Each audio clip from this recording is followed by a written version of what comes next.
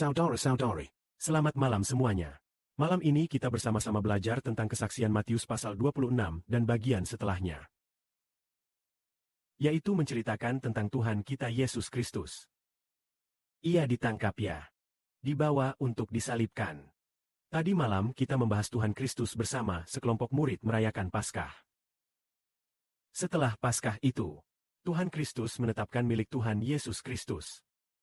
Perjamuan malam penderitaan, yaitu perjamuan untuk mengenang pengorbanan Tuhan Yesus. Setelah itu, Tuhan juga berkata kepada sekelompok murid, ketika Tuhan mengalami penderitaan, yang selalu mendampingi murid-murid. Yang selalu mendampingi Tuhan adalah murid-murid ini.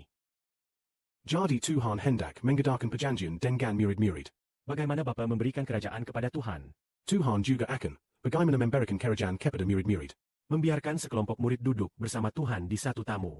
Di atas tahta menghakimi 12 suku Israel. Setelah itu, dikatakan bahwa murid-muridnya nanti semuanya akan meninggalkan dia.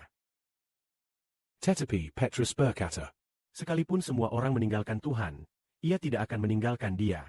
Lalu kita lanjut membahas tentang menjual pakaian membeli pedang.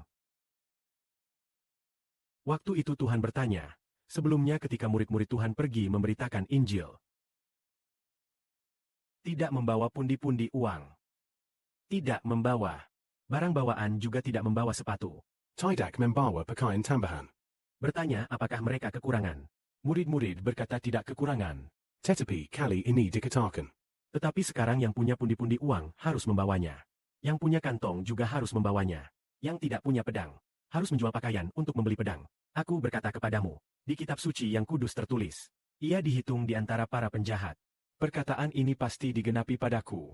Karena kitab suci yang kudus tentang aku semuanya telah digenapi. Yaitu, akan dihitung di antara para penjahat. Kita tahu Tuhan sama sekali tidak melakukan dosa apapun. Mengapa harus dihitung di antara para penjahat? Nah, karena Alkitab sudah menubuatkan bahwa Tuhan kita tidak pernah melakukan kejahatan apapun. Namun harus dihitung di antara para penjahat. Seperti yang dikatakan Nabi Yesaya. Lalu dengan tuduhan apa Tuhan Yesus Kristus akan dihukum mati di kayu salibnya? Yaitu dengan satu tuduhan, Raja orang Yahudi. Artinya dikatakan, aku adalah Raja orang Yahudi. Karena tuduhan seperti ini dia akan disalibkan. Sedangkan orang Yahudi sudah sejak lama membenci Tuhan. Karena Tuhan berkata aku adalah anak Allah. Maka banyak orang percaya, Yesus adalah anak Allah. Lalu meninggalkan orang Farisi untuk mengikuti Tuhan. Maka orang Farisi orang Yahudi jadi sangat-sangat membenci Tuhan. Waktu itu ada seorang murid ya. Tuhan berkata, Tuhan, lihat, di sini ada 2 pedang. Lalu ia berkata kepada mereka, cukup. Jadi demikian, Tuhan Yesus Kristus berkata bahwa ia akan dihitung di antara para penjahat. Jadi harus membeli. Kalau membeli pedang ya, siapkan 2 pedang untuk membela diri ya. Ya begitulah. Maka segera ya mereka. Sebentar lagi ya sudah ya. Setelah berjaga semalam, perjamuan Paskah sudah selesai. Juga sudah menetapkan satu ya, yang disebut perjamuan untuk murid-murid mengenang pengorbanan Tuhan yang disebut. Hari untuk mengenang pengorbanan Tuhan Yesus Kristus itu, ya sudah ditetapkan. Lalu demikian, setelah Tuhan dan murid-murid selesai menyanyikan kidungnya lalu. Setelah keluar, ia seperti biasa pergi ke Bukit Zaitun. Murid-murid juga mengikuti dia. Mereka tiba di suatu tempat bernama Taman Getsemani. Lalu ia berkata kepada murid-murid, kalian duduk di sini. Aku pergi ke sana untuk berdoa.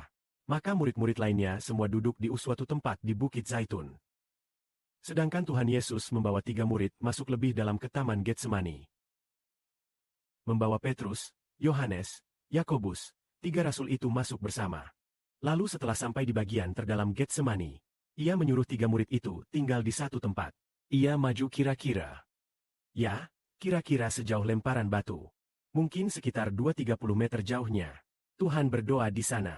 Lalu berkata kepada murid-murid, hatiku sangat sedih. Hampir mati. Kalian harus tinggal di sini. Juga berjaga-jaga dan melaporkan.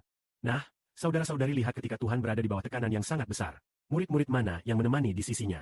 Ya, selain Jiareraniu dan itu tentu yang mengkhianati Tuhan.